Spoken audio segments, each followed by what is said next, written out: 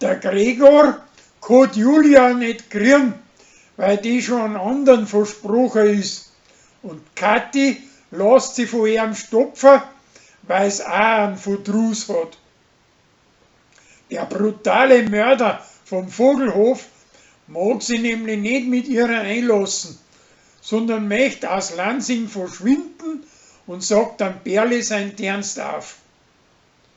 Schließlich verzeiht er aber nachher der Kathi, dass er ein brutaler Mörder ist, der wo seinen Schwager wieder einen Mastgrut erschlagen hat. Weil sie aber samt den zu ihm hält, lässt er sie am Ende da mit ihr ein und bleibt am Hof.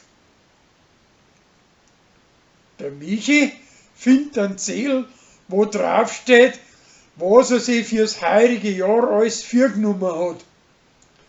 Das möchte er alles nachholen, aber dabei stellt sich außer, dass das der falsche Zettel ist und es passt alles.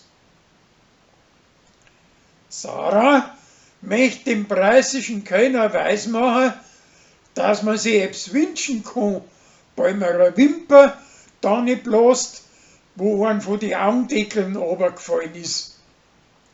Das probiert er aus, weil er hinter einem Weibsbild her ist. Aber das haut nicht hin. Der Uschi, seine preußische Tochter, möchte ein kleines Ros haben. Und der Sascha kauft ihr eins, weil er etwas falsch verstanden hat und glaubt, dass der Uschi das Recht ist. Die und ihre Alter lassen sie nachher schließlich breitschlagen und mieten einen Stall dafür. Die Leni trat einen kleinen Film, wo es die Lansinger Kinder überreden möchte, dass mehr Obst und Gemüse essen.